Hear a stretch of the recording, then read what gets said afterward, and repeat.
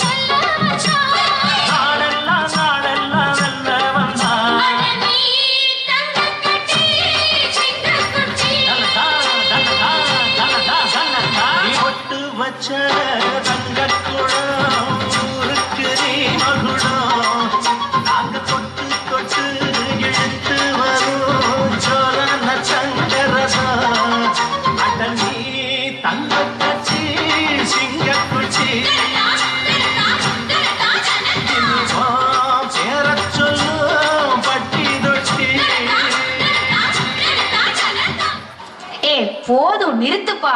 இன்னும் வைபான சாங்கா போடு. இப்ப பாரு.